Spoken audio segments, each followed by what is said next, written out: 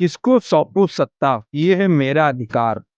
जनता बनाएगी इस बार वोट को हथियार। जो करेगा काम वही होगा वोट का असली हकदार। देश में बनेगी अब किसकी सरकार, अब होगी किसकी जीत किसकी हार। आप भी रहें तैयार, सही करें चुनाव इस बार। मैं हूँ मुकेश मानव, देखिए मेरे साथ मेरा खास प्रोग्राम मेरा देश मेरी सरकार। शुरू करें। नमस्कार दोस्तों, मैं हूं मुकेश मानव और आप देख रहे हैं एक्सप्रेस न्यूज भारत, जिद सच दिखाने की। एक्सप्रेस न्यूज भारत की टीम आज पश्चिमी उत्तर प्रदेश से कवरेज करते हुए कानपुर शहर आ पहुंची है। ये कानपुर जनपद है और यहां पर आज राहुल गांधी की रैली थी। कल योगी आदित्यनाथ का एक शो है। लगातार ये कानपुर सीट बताई जाती है, तो देखना यही होगा कि जो मेरा प्रोग्राम है मेरा देश मेरी सरकार, यहां पर किसकी जीत और किसकी हार होती है, कानपुर में कौन सांसद चुना जाएगा, ये यहां की जनता तय करेगी। ये पान भंडार है, कानपुर का पूरा फेमस है। बहुत सारे लोग आकर के यहाँ पान खाते हैं और दूर दूर तक राजनीतिक चर्चाएं जो विषय बना हुआ है वो इस समय 2024 का जो लोकसभा का चुनाव है वो बहुत ही दिलचस्प है। मेरे साथ कई साथी लोग मौजूद हैं। इधर बहुत सारी जनता मौजूद है, बहुत सारे भारतीय जनता पार्टी के कार्यकर्ता हैं और इधर इस पक्ष में मेरे साथ कांग्रेस पार्टी के कई सारे साथी लोग हैं। मैं इनसे बात करूंगा, एक एक का सवाल लूंगा और आपको दिखाएंगे एक्सप्रेस भारत पर चुनाव की हर वो चप्पे चप्पे की खबर। क्या नाम है सर आपका? ओम प्रकाश। ओम प्रकाश जी क्या करते हैं? अकाउंटेंट है। क्या लग रहा है सर, मोदी जी का जो सपना है वो कह रहे हैं अब की बार 400 पार, तो ये कैसा आंकड़ा है भारतीय जनता पार्टी का? ये उनके काम के आधार पे जो बोल रहे हैं अपना, ये हमारा हमने जो काम किया है देश में, समाज में और अपने शहर में, वो उसके आंकड़े के हिसाब से बोल रहे हैं, जो सही भी है। काम है, दिख रहा है उनका काम। 2 करोड़ लोगों को रोजगार देने का वादा किया था, नहीं हुआ ना? नहीं, क्यों नहीं पूरा हुआ? क्यों कहाँ हुआ सर? कितने करोड़ लोगों को रोजगार नहीं मिला? अरे आप और भी आंकड़े देखिए ना उनके, खाली रोजगार क्या है, और भी आंकड़े देखिए। क्या हर जगह रोजगार की बात करी थी ना मोदी जी के, देश का युवा 38% आज युवा वोट कर रहा है जी। तो उसका सवाल बनता है उत्तर प्रदेश में कितने पर्चे लीक हो गए मालूम है आपको? नहीं, पर्चे लीक हुए तो ये कहाँ से हुए, उसकी जांच बैठाई गई है ना। तो इस सरकार की कमियां है ना सर? नहीं, सरकार तो आपकी है, डबल इंजन की सरकार कही जाती है। आप और भी चीजें लेके आइए ना समाज में, और भी चीजों पे बात। आप देखिए क्या लग रहा है आपको? सरकार ठीक काम कर रही है? हाँ, बिल्कुल ठीक काम कर रही है। ठीक है। मेरे साथ कांग्रेस के एक साथी मौजूद है, मैं इनसे बात करूंगा। क्या नाम है सर आपका? शीतल श्रीवास्तव। श्रीवास्तव जी, क्या लग रहा है योगी आदित्यनाथ का जो नारा है, भारतीय जनता पार्टी का जो नारा है, मोदी जी कह रहे हैं अब की बार 400 पार, इंडिया गठबंधन कहाँ देखते हैं आप? 400 पार नहीं, भारतीय जनता पार्टी और एनडीए मिला करके इस बार सबसे बड़ा दल भी नहीं बनने जा रहा है। कांग्रेस सबसे बड़े दल के रूप में लोकसभा में आ रही है। पूरे देश में कांग्रेस और इंडिया गठबंधन की लहर चल रही है। मोदी जी बहुत बुरी तरीके से चुनाव हार रहे हैं और कानपुर के अंदर आज राहुल गांधी ने जो सभा बांधा है वो मुझको याद दिलाता है 1980 के दिनों में कांग्रेस की जब लहर चला करती थी, उस स्थिति को आज दर्शाया उस भीड़ ने, वहाँ जो भीड़ आई थी। और कानपुर से आलोक मिश्रा कम से कम 2 लाख वोटों से चुनाव जीत रहे हैं। लग रहा है आपको? ठीक है, मेरे साथ और कई सारे साथी लोग मौजूद हैं, मैं इनसे क्या नाम है सर आपका? रामचंद्र गुप्ता। रामचंद्र गुप्ता जी, क्या लग रहा है कानपुर की समस्याएं क्या है, मेन समस्या क्या है कानपुर की? अब सर, अब हमें मालूम नहीं क्या समस्या है, क्या नहीं मालूम है। मेरे साथ एक और साथी मौजूद है। क्या लग रहा है कानपुर में भारतीय जनता पार्टी ने कुछ काम किया है? किया है पर अच्छे ढंग से नहीं किया है। अच्छे ढंग से काम नहीं किया है, तो क्या लग रहा है योगी आदित्यनाथ और भारतीय जनता पार्टी की सरकार है, दिल्ली की डबल इंजन की सरकार है, तो 10 में से कितना नंबर आप देना चाहेंगे? 10 में 4 ही मिलेंगे। 10 में 4 ही मिलेंगे। ये पब्लिक है, यहाँ की जनता है और इनका ये रुझान है। मेरे साथ और कई सारे साथी लोग मौजूद हैं, मैं इनसे बात करूंगा। क्या नाम है सर आपका? अजीत कुमार अवस्थी। क्या करते हैं सर आप? सर मेरा बिजनेस है केमिकल का। केमिकल का बिजनेस करते हैं जी। तो क्या लग रहा है जीएसटी में तो बहुत मार पड़ी है, बीजेपी से बड़ा परेशान रहा है व्यापारी। ये आपका सोचने का तरीका कि व्यापारी परेशान है, व्यापारी भी व्यापारी बता रहे हैं, नहीं, हमारा कर सोचने का। नहीं, व्यापारी नहीं परेशान है। ये गलत फहमियाँ फैलाई जा रही हैं कि व्यापारी परेशान है। व्यापारी कोई नहीं, व्यापारी चाहता है कि काम सही तरीके से होए, गलत तरीके से कोई काम ना होए।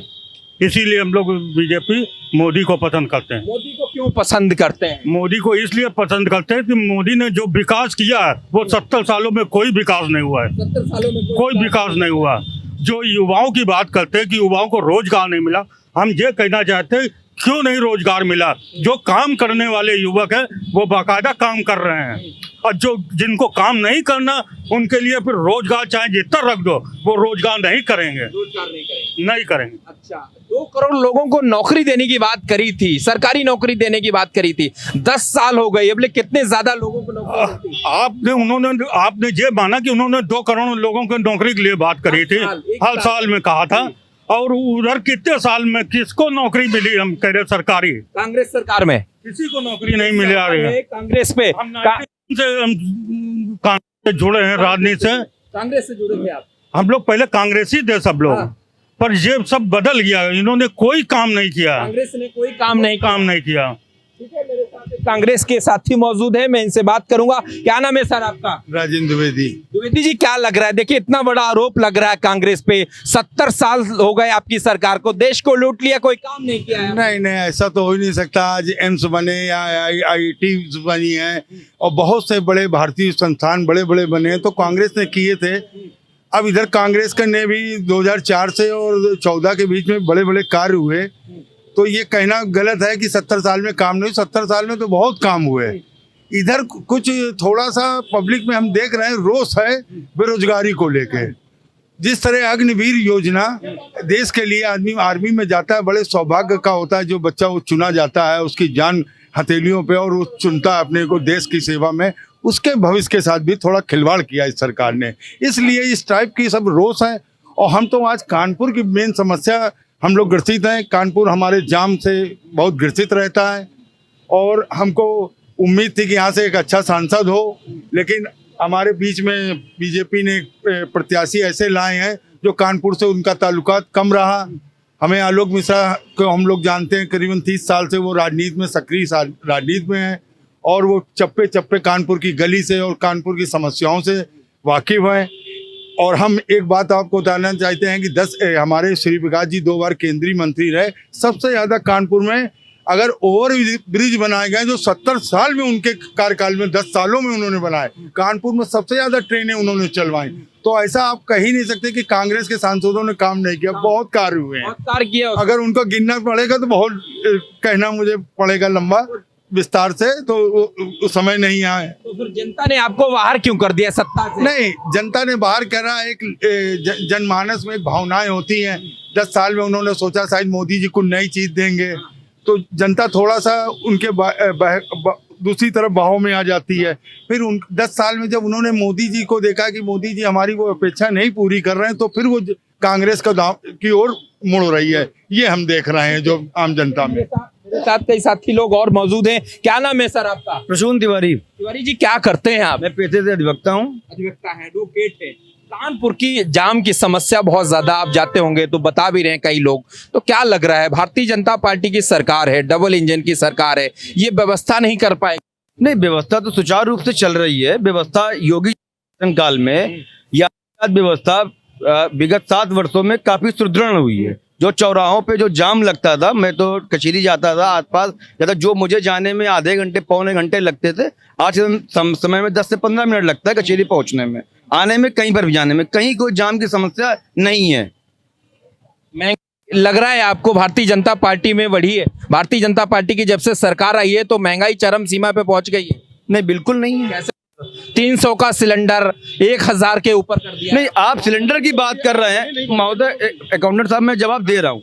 आप अगर बात सिलेंडर की कर रहे हैं, 300 का सिलेंडर की एक चीज, दाल देखिए 200 रुपए केजी हो गया है। पहले भी दाल थी, मेरे पास आंकड़े हैं, मेरे पास लिस्ट है, मेरे पास भी लिस्ट है उस चीज की। तो ये जो चीजें बदल रही हैं, हर व्यक्ति की इनकम भी तो बढ़ रही है। जिस हिसाब से व्यक्ति की इनकम बढ़ रही है, तो उस हिसाब से जो भी एक्सपेंसेस हो रहे हैं, जो भी चीजें बढ़ रही है, इसको अब बढ़ोतरी। महंगाई नहीं, महंगाई है ही नहीं देश में। महंगाई कहाँ पे? ठीक है। दूसरी चीज, एक आपकी बात का और जवाब देना चाहता हूँ जो आदरणीय बड़े भाई ये बात कही श्रीवास्तव जी ने कि कानपुर के जो कांग्रेस गठबंधन के प्रत्याशी हैं आदरणीय आलोक मिश्रा जी कि 2 लाख वोट से जीत रहे हैं, मैं इनकी बात का सरासर खंडन करता हूं।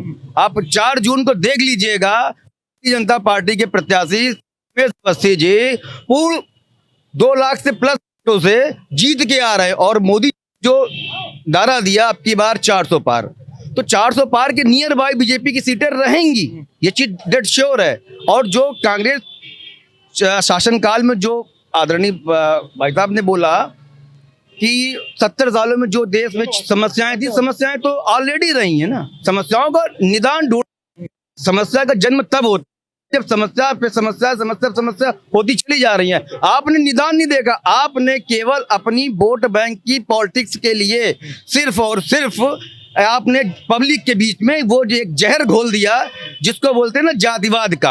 आप तो भाजपा करती है, बिल्कुल नहीं कर रही, नहीं करती, हिंदू मुस्लिम बिल्कुल नहीं कर रही है।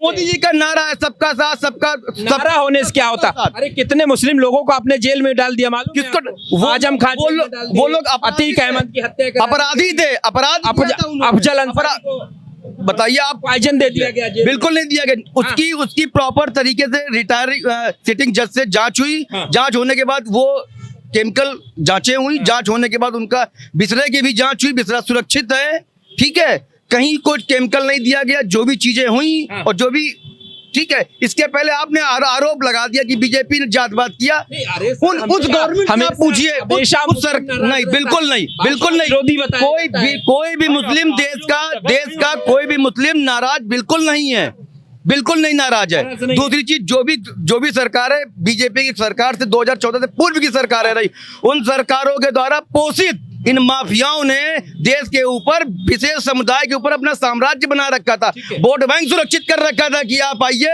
हमको पैसा दीजिए, मैं कुछ भी करूंगा, ठीक है, आप चुनाव लड़िए। ये जब मैं एक छोटी सी बात और कह रहा था, वहां पे काफिला निकल रहा था, एक बीजेपी की गवर्नमेंट का काफिला निकल रहा था, उस काफिले को रोक दिया जाता है तत्कालीन मुख्यमंत्री जी का। वहां पे जो अभी आपने नाम लिया, वहां के जो पूर्वांचल के बाहुबली थे उनका काफिला पास आउट कराया जाता। तब किसकी गवर्नमेंट थी? बीजेपी की थी क्या गवर्नमेंट? नहीं थी ना। फिर कांग्रेस, जवाब दे दीजिए। कांग्रेस बहुत सारे सवाल खड़े कर दिए आपके ऊपर उन्होंने। किस चीज का जवाब? जो माफिया थे वो आपकी सरकार में पोषित हुए, पले बढ़े, माफिया बन गए, डॉन बन गए, आपकी सरकार उनका संरक्षण करती थी। हमारी सरकार जब थी 1989 तक, तब तक कोई माफिया था ही नहीं। ये माफिया सब 89 के बाद पैदा हुए हैं। 89 के बाद जब कांग्रेस चली गई उत्तर प्रदेश से, तब उसके बाद ये सब माफिया शब्द तब लोगों ने जानना शुरू किया कि माफिया भी होते हैं। ये चाहे जिस सरकार ने किया हो, लेकिन कांग्रेस सरकार में माफिया नहीं हुआ करते थे। ठीक है, मेरे साथ एक और साथी मौजूद है, मैं इनसे बात करूंगा। क्या नाम है सर आपका? राकेश सोनकर। क्या करते हैं सर आप? व्यापार है। व्यापार करते हैं।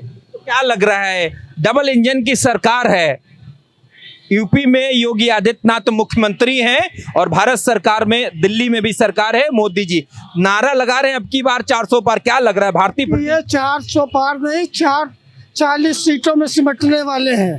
इन्होंने देश में आंकड़ा दे दिया आपने। ऐसा ही मेरा आंकड़ा यही है।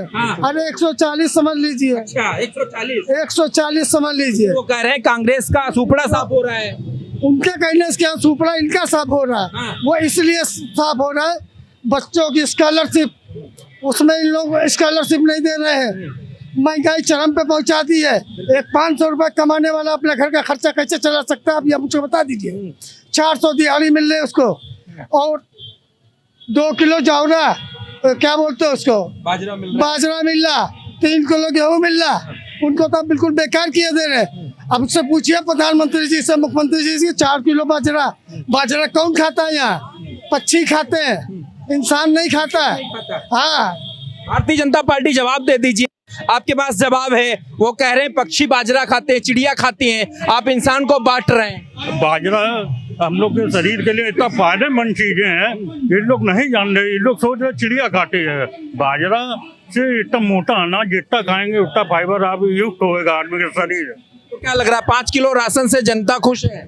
5 किलो जनता राशन से खुश है। जनता को तो इसलिए उन्होंने दिया है कि राशन की जनता इस समय थोड़ा परेशान हैं भाई। कुछ जनताओं के पास नहीं है तो हर गरीबों को उन्होंने दिया है कि कम से कम वो अपना गुजारा तो कर सके। ठीक है, मेरे साथ कई और साथी मौजूद हैं। क्या नाम है सर आपका? अमित अग्निहोत्री। अग्निहोत्री साहब, क्या लग रहा है कांग्रेस में किसका चुनाव दिख रहा है आपको? आपकी देखिए कांग्रेस में हमारे यहाँ आलोक मिश्रा जी मजबूत दिख रहे हैं। बीजेपी ने जो प्रत्याशी उतर आ रहा है वो तो हम लोगों को कहीं सड़कों पर नजर नहीं आ रहे हैं। सड़कों पे नजर नहीं आ रहा है। और हमारे यहाँ जो मेन मुद्दा आपकी महंगाई, बेरोजगारी और ये पेपर लीक का है, और इससे हम लोग मुद्दों के नहीं भटक रहे हैं। और हम पूरे भारत की तो नहीं बात कर रहे हैं, हम अपने यूपी में इंडिया गठबंधन हमारा 50+ सीटें ला रहा है। 50+ सीटें ला रहा है। तो ये भारतीय जनता पार्टी आपके पास आ रहा हूँ, वो कह रहे हैं सर यूपी में आप इंडिया गठबंधन की 50 सीट आ रही है। बिल्कुल, ये जो बोल रहे हैं इंडिया गठबंधन की यूपी में 0 से सीट का मेरा आकलन है कि आ सकती है, और वो भी उन लोगों की आ सकती हैं जो लोग अभी तक अपनी जातिवाद और परिवारवाद से आए हैं। आप इंडिया गठबंधन को उठा के देख लीजिए, उन्होंने जो भी टिकटों का अपना बंटवारा किया, उन्होंने केवल अपने परिवार को ही सीट दिया, चाहे मैनपुरी हो, सैफई हो, इटावा हो या यशवंत नगर हो। वहां पे जो भी उन्होंने सीटें दी अपने परिवार में परिवारवाद नहीं होता। बिल्कुल नहीं परिवारवाद होता है। भाजपा का जो भी कार्यकर्ता है वो कार्यकर्ता जमीन पे कार्य कर रहा है। ये नहीं कि आपने जो आपका बेटा लंदन में पढ़ रहा है उसको आप ला करके और सीधा डिप्यूट कर दीजिए कि you are a candidate for the MP, you are a candidate for MLA। ये संविधान है। ये समस्ती को कितने लोग यहाँ जानते हैं? कानपुर के ये जो व्यक्ति ये बात कह रहे हैं, रमेश अवस्थी जी कानपुर विश्वविद्यालय के अध्यक्ष रहे हैं, वो कानपुर से जुड़े रहे हैं। अब मेरा ही गृह जनपद उन्नाव है, मैं वहाँ का मूलतः निवासी हूँ। मैं यहाँ कानपुर आया, रहने वाला हूँ, सब कुछ यहाँ का भी विधिवत सारी चीजें। अब अपने गृह जनपद को तो नहीं छोड़ सकता ना। सेम चीज आदरणीय रमेश अवस्थी जी के साथ में अप्लाई है, तो उनको आप बाहरी कैसे कह सकते हैं? नहीं कह सकते। वो विगत 12 सालों से कानपुर में सक्रिय राजनीति में है, ठीक है, और एक वो पत्रकार रहे हैं, ठीक है, पत्रकारिता के क्षेत्र में उनका एक अपना नाम है और एक स्थान है, तो कैसे कह सकते हैं? हमारे हिंदुस्तान का जो संविधान है कि कोई भी व्यक्ति भी देश में किसी भी वो कह रहे हैं आप लोग संविधान बदलने वाले हैं, आपकी सरकार आएगी संविधान। भाई संविधान बाबा राव भीम सिंह अम्बेडकर का जो संविधान है उसको कोई नहीं बदलने वाला। ये आरोप लगता है वो कह रहे संविधान बचाने का चुनाव है इस बार, हम आप लोग बदल देंगे। मैं जवाब दे रहा हूँ इस बात का। जो भी ये एक गंदा नैरेटिव फैलाया जा रहा है बीजेपी के लिए कि ये चुनाव में संविधान बदल देंगे सत्ता में आने के बाद, कौन सा संविधान बदले? संविधान में बदलाव आवश्यक है, वो संविधान में बदलाव भारतीय जनता पार्टी कर रही है, करना भी चाहिए। क्यों? इसलिए करना चाहिए कि समाज में भीमराव अंबेडकर जी का एक नैरेटिव था कि समाज में शोषित, कुचलित, पीड़ित जो एक छोटे निम्न से निम्न स्तर का व्यक्ति, उस तक संविधान का लाभ पहुंचना चाहिए।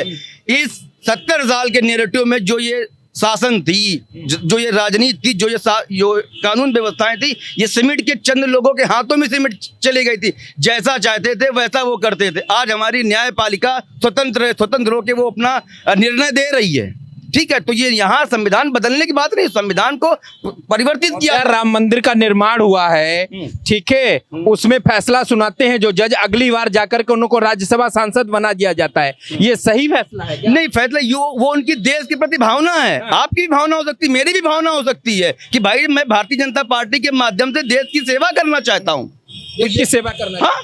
अच्छा, अयोध्या राम मंदिर बना है तो आपने उसको अपना प्रोग्राम क्यों बना लिया? किसी ने अपना प्रोग्राम नहीं बनाया, न भारतीय जनता पार्टी ने बनाया, न उनके किसी कार्यकर्ता ने बनाया, नहीं प्रधानमंत्री जी ने बनाया। जो ये भ्रम फैलाया जा रहा है, अभी तक रामलला जी टेंट में थे, तिरपाल में थे, बदलने के लिए उनको वो पानी ओस छत में सब में रह रहे थे ना, तब आप कहाँ थे? तब आप क्यों नहीं आए? आपके पास भी अधिकार थे, आपके पास सरकार थी, आपके पास ताकत थी, तब आप उनको व्यवस्थित थे, तब आपने क्यों नहीं किया? अब अगर मैंने किया कोई कार्य, अगर मैंने किया तो मैं श्रेय नहीं ले रहा हूं, मैं ये आम पब्लिक को बता रहा हूं कि आप देखिए कि मैंने इन 500 सालों की जो कठिन तपस्या थी सनातनियों की, उस तपस्या को सार्थक करने के लिए मैंने इस स्तर पे काम किया। ये हमारे रामलला जी हैं, वो देश की कण कण को अवगत करा रहे हैं। ठीक है। कांग्रेस आप पे आरोप है, जब आपकी सरकार थी तो आपने राम मंदिर क्यों नहीं बनवाया? अरे भैया, हमने तो ताला भी खुलवाया राम मंदिर का, हाँ। लेकिन हमने राम के प्रति जो श्रद्धा और जो भाव हमारे मन में है और जिस तरीके से सारी चीजें हो रही थी, ताला भी खुलवाया, शिलान्यास भी करवाया, लेकिन राम भगवान राम को जो है हमने कभी बेचने के लिए जो है उनसे श्रद्धा नहीं की। उनके प्रति जो श्रद्धा थी वो हमारे हृदय की श्रद्धा थी। इस देश की जनमानस की जन जन में जो राम विराजमान है उसके प्रति वो श्रद्धा थी। राहुल गांधी को जाना चाहिए था अयोध्या, राहुल गांधी, अखिलेश यादव को जाना चाहिए था। राहुल गांधी अयोध्या जाएंगे, कब जाएंगे सर? अखिलेश यादव अयोध्या जाएंगे, लेकिन मोदी जी से पूछ के नहीं जाएंगे। अच्छा। मोदी जी साइड दिखा के नहीं जाएंगे। राहुल गांधी जब भी जाएंगे, भगवान तो बिना बुलाए भगवान के दर पे कोई जा नहीं सकता। हाँ, जब भगवान की इच्छा होगी, जब भगवान का बुलावा आएगा, निश्चित रूप से जाएंगे। मुलायम सिंह ने कार सेवकों पे गोली चलवा दी थी, मालूम है आपको? उन्हीं से गठबंधन किया आपने। भैया देखिए, ऐसा है, मुलायम सिंह ने जो किया उसका हम लोग कांग्रेस के प्रवक्ता है। हाँ, कांग्रेस गठबंधन है सर, अभी गठबंधन है। हाँ। वो पहले की जो चीजें थी भाई, उसके मुलायम सिंह की किसी बात का हम जवाब नहीं दे सकते। ठीक है, मेरे साथ एक और साथी मौजूद है, मैं इनसे बात करूंगा। क्या नाम है सर? पंकज कुमार पाल नाम है सर हमारा। साहब, क्या लग रहा है कानपुर में इस बार क्या माहौल? कानपुर में क्या मैं बोलूं, पूरे उत्तर प्रदेश और पूरे भारत में इंडिया गठबंधन की सरकार बन रही है, क्योंकि इस देश के अंदर सबसे बड़ी दिक्कत है युवाओं के बेरोजगारी की इतनी बड़ी समस्या है साहब।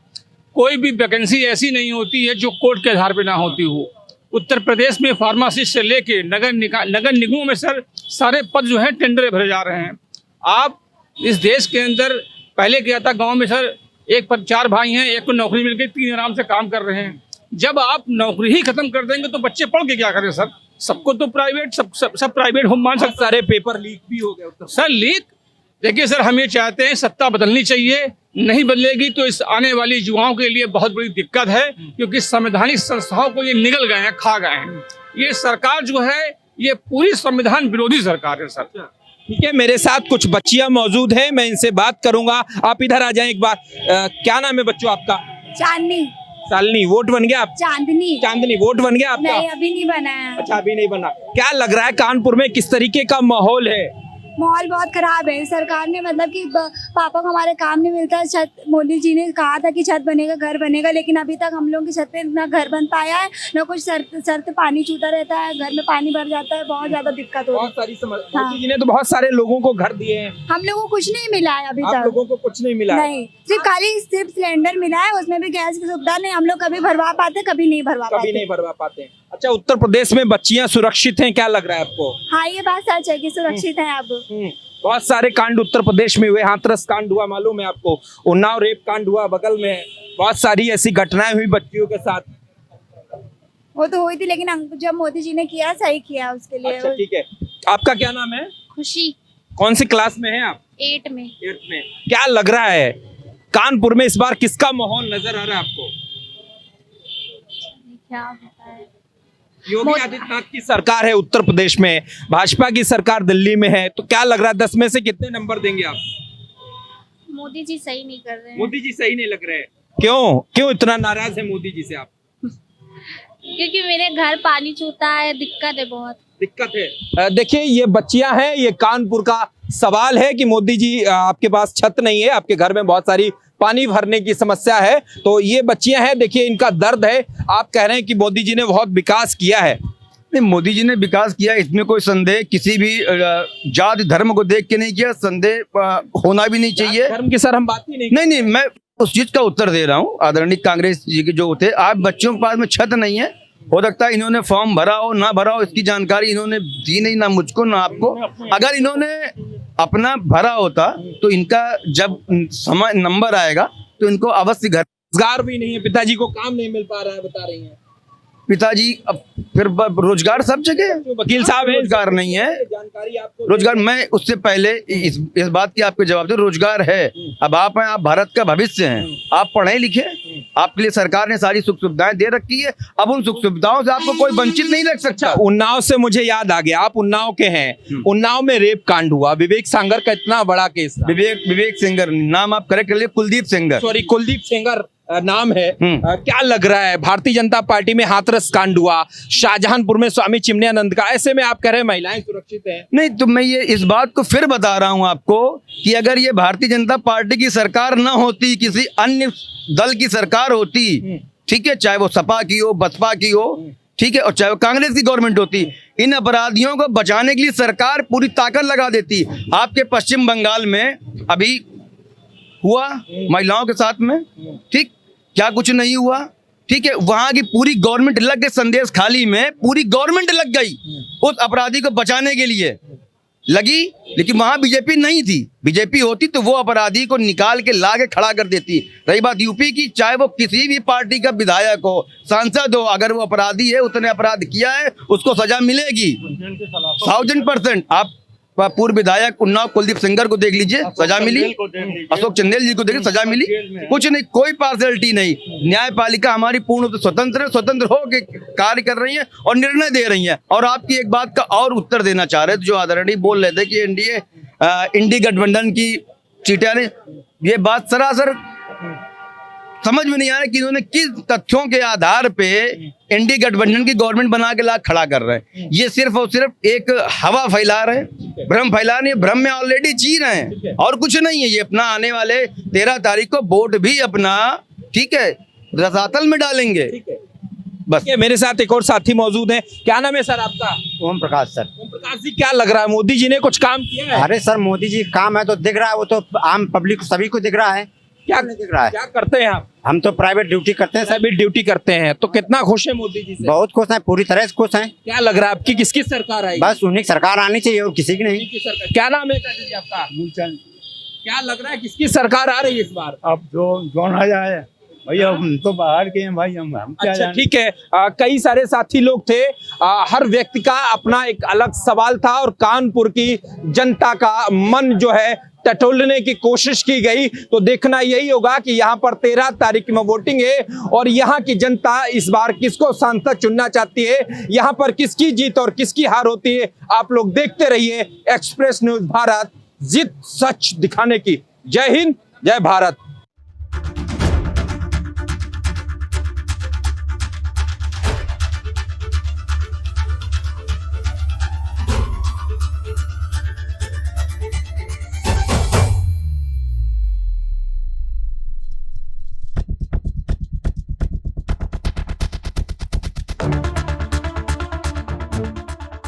किसको सौंपू सत्ता, ये है मेरा अधिकार।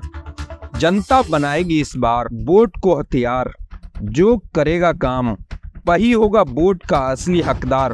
देश में बनेगी अब किसकी सरकार, अब होगी किसकी जीत किसकी हार। आप भी रहें तैयार, सही करें चुनाव इस बार। मैं हूँ मुकेश मानव, देखिए मेरे साथ मेरा खास प्रोग्राम, मेरा देश मेरी सरकार।